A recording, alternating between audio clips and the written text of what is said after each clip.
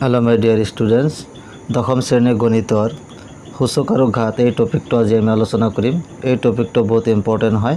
এইটো টপিকৰ প্ৰথমে বেসিকখিনি আলোচনা কৰিম, তাৰ পিছত কোৱেশ্চনলৈকে আগবাঢ়ি যাম। সূচক আৰু ঘাত ইয়াতে কিছুমান আমি সূত্ৰ আলোচনা কৰিব লাগিব বা বিধি আলোচনা কৰিব লাগিব। এই বিধিবোৰ তোমালোকে মনত ৰাখিবলৈ চেষ্টা কৰিবা আৰু প্ৰেক্টিছ কৰিবা, এইটো জানিব লাগিব। সূত্ৰ নম্বৰ 1 একত সূত্ৰ দিয়া আছে a to the power m into a to the power n এনেকুৱা যদি থাকে তেনেহলে ইয়াৰ এনসাৰটো কি হ'ব, অৰ্থাৎ সূত্ৰটো কি হ'ব a to the power m plus n। Okay, এইটো সূত্ৰ তোমালোকে মনত ৰাখিবা। a to the power m into a to the power n যদি হয় তেনেহলে কিমান হ'ব a to the power m plus n। ইয়াতে এক ভূমি বুলি কোৱা হয় আৰু mক ঘাত বুলি কোৱা হয়। Okay, a to the power n ইয়াতে a ভূমি বুলি কোৱা হয়, n ঘাত বুলি কোৱা হয়। যেতিয়া ভূমি সেম থাকে ইয়াতে চোৱা a ইয়াতো কিমান দিয়া আছে a আছে, অৰ্থাৎ ভূমি সেম দিয়া আছে, তেনেহলে ঘাতবোৰ কি হয় যোগ হ'ব। এইটো কিহৰ ক্ষেত্ৰত, পূৰণৰ ক্ষেত্ৰত। ওকে, অৰ্থাৎ এই দুটা যেতিয়া পূৰণ দিয়া থাকিব তেতিয়া ঘাতবোৰ কি হয় যোগ হয়, a to the power m plus n। এইটো হল ফৰ্মুলা। এইবাৰ এইটো ফৰ্মুলা লৈ এটা আমি এক্সাম্পল আলোচনা কৰোঁ। ওকে, এক্সাম্পল যদি লোৱা হয়, suppose 2 to the power 4 into 2 to the power 3। Okay, এইটোৰ মান নিৰ্ণয় কৰিব লাগে। ইয়াতে a to the power m into a to the power n হিচাপত আছে।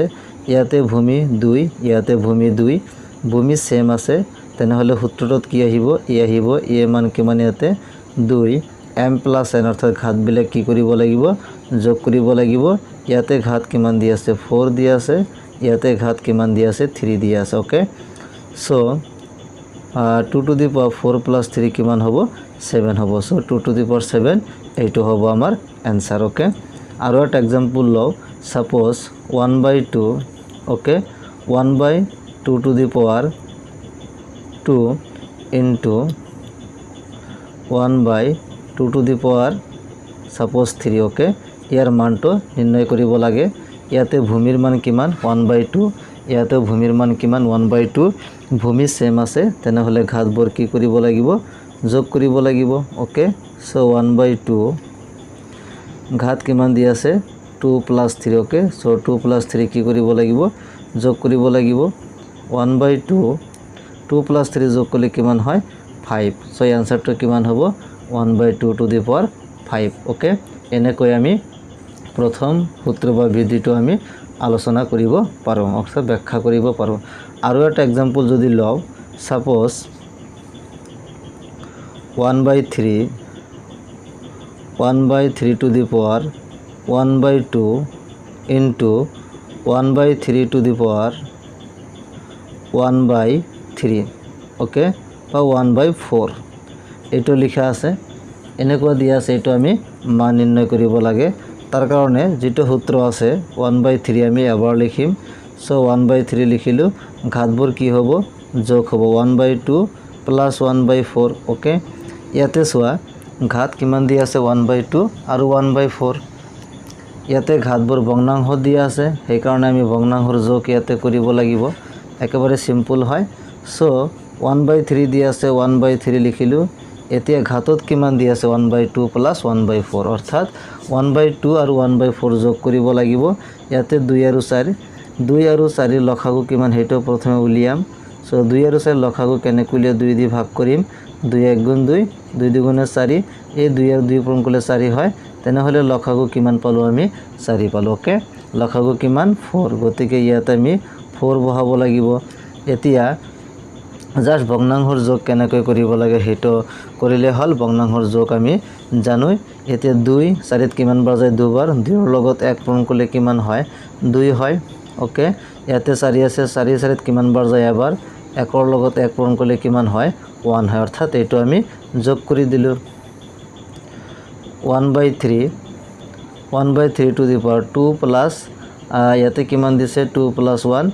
সো 2 plus 1 কৰিলে কিমান আহিব 3 আহিব, আৰু তলত কিমান আহিব 4 আহিব। সো এনসাৰটো কিমান আহিব 1/3 to the power এনসাৰটো কিমান আহিব 1/3 টু দি পাৱাৰ 3/4 এইটো হ'ব আমাৰ এনসাৰ ওকে গতিকে এনেকৈ সূত্ৰ নম্বৰ 1 টো অৰ্থাৎ সূচকৰ বিধি 1 নম্বৰ বিধিটো আমি এনেকৈ ব্যাখ্যা কৰিব পাৰোঁ ওকে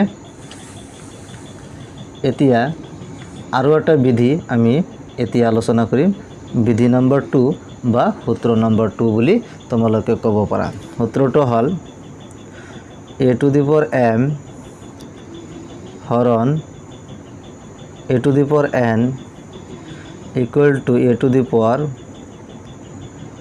m মাইনাছ n এইটো সূত্ৰ তোমালোকে মুখস্থ কৰিব লাগিব লিখি লিখি প্ৰেক্টিছ কৰিব লাগিব আগত কি আছিল ইয়াতে পূৰণ দিয়া আছিল পূৰণ দিয়াৰ কাৰণে ঘাতবোৰ কি কৰিছিলোঁ যোগ কৰিছিলোঁ চোৱা ইয়াতে পূৰণ আছিল সেই কাৰণে ঘাতবোৰ কি কৰিছিলোঁ যোগ কৰিছিলোঁ কিন্তু ইয়াতে আমি ঘাতবোৰ কি কৰিব লাগিব বিয়োগ কৰিব লাগিব কে কাৰণ ইয়াতে কি দিয়া আছে হৰণ যদি হৰণ দিয়া থাকে তেনেহলে ঘাতবোৰ কি কৰিব লাগে বিয়োগ কৰিব লাগে এইটো তোমালোকে মনত ৰাখিব কে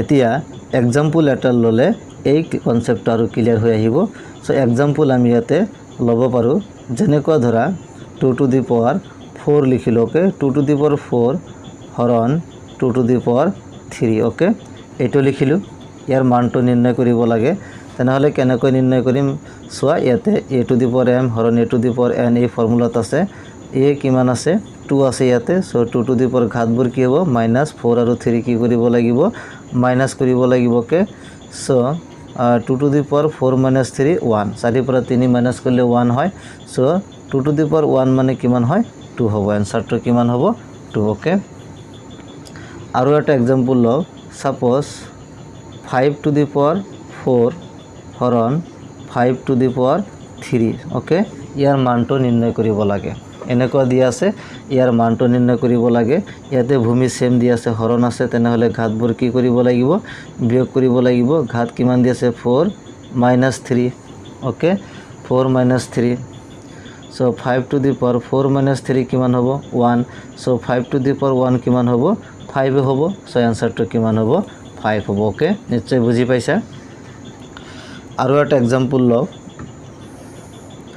সাপোজ 6 টু দি পাৱাৰ 4 হৰণ 6 টু দি পাৱাৰ সাপোজ 2 ইয়াৰ মানটো নিৰ্ণয় কৰিব লাগে তেনেহলে হৰণ আছে ঘাতবোৰ কি হ'ব বিয়োগ হ'ব so 6 to the power 4 - 2 okay ঘাতবোৰ কি কৰিব লাগিব মাইনাস কৰিব লাগিব সো 6 টু দি পাৱাৰ 4 - 2 4 পৰা 2 মাইনাস কৰিলে কিমান হয় 2 হয় তো 6 স্কয়াৰ কৰিলে কিমান হয় 36 আনসাৰটো কিমান হ'ব 36 গতিকে এনেকৈ আমি এই সূত্ৰটো এপ্লাই কৰিব পাৰো ওকে এতিয়া 3 নম্বৰ সূত্ৰটো আমি আলোচনা কৰিম 2 নম্বৰ সূত্ৰটো হৈ গল এতিয়া 3 নম্বৰ সূত্ৰটো হল a to the power m to the power n এনেকুৱা যদি থাকে তেনেহলে হ'ব a to the power m n okay এইটো ফৰ্মুলা তোমালোকে মনত ৰাখিব লাগিব সো ইয়াতে a to the power m to the power n অৰ্থাৎ ঘাতৰ ওপৰত কি আছে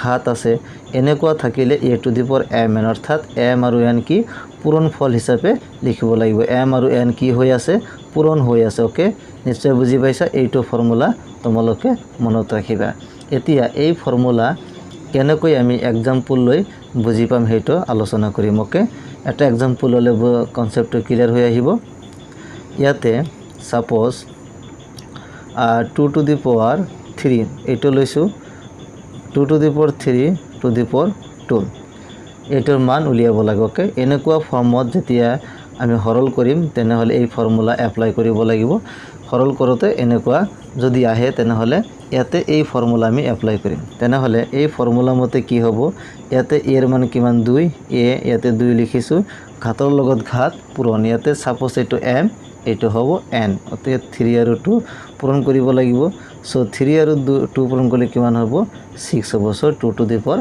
6 ওকে এইটো হল আমাৰ आंसर ওকে আৰু এটা एग्जांपल লও সাপোজ 1/3 টু দি পাৱাৰ 3 এনেকুৱা দিয়া আছে তেনেহলে আৰু এটা ব্ৰেকেট দিও কাৰণ প্ৰথম বন্ধনী দিয়া হৈছে ইয়াতে 1/3 ওকে ইয়াৰ মানটো নিৰ্ণয় কৰিব লাগে এনেকুৱা ফৰ্মত দিয়া থাকিলে তোমালোকে কেনেকৈ মান নিৰ্ণয় কৰিবা সোৱা একেবাৰে ইজি জাস্ট এইটো ফৰ্মুলা তোমালোকে এপ্লাই কৰি দিয়া ওকে সো ফৰ্মুলাটো কি আছিল a to the power mn এৰ মান কিমান ইয়াতে 1/3 এৰ মান কিমান 1/3 1/3 লিখিলো এতিয়া ঘাতৰ লগত ঘাত কি হ'ব পূৰণ হ'ব 3 * 1/3 ওকে নিশ্চয় বুজি পাইছা কিমান হ'ব 3 * 1/3 এতিয়া 3 আৰু 3 কি যাব কেনসেল যাব যেহেতু same value so 1/3 two the power কিমান আহিব ওপৰত 1 আহিব সো 1/3 টু দি পাৱাৰ 1 মানে কিমান হ'ব 1/3 হ'ব গতিকে এটো হ'ব আমাৰ आंसर গতিকে আজি আমি তিনিটা সূত্ৰ বা বিধি আলোচনা কৰিলো ওকে এই সূত্ৰ তিনিটা তোমালোকে লিখিবা আৰু প্ৰ্যাকটিস কৰিবা আৰু যিবোৰ एग्जांपल আমি আজি আলোচনা কৰিলো এই एग्जांपलবোৰ তোমালোকে বহিত লিখি লৈ প্ৰ্যাকটিস কৰিবা ইয়াৰ পিছৰ ভিডিওটোত সূচক আৰু ঘাতৰ আৰু কিছুমান ইম্পৰ্টেন্ট সূত্ৰ আছে সেই সূত্ৰ সম্পৰ্কে আলোচনা কৰিম তোমালোকে যদি এইটো চেনেলত নতুনকৈ আহিছা তেনে হলে চেনেলটো সাবস্ক্ৰাইব কৰিবা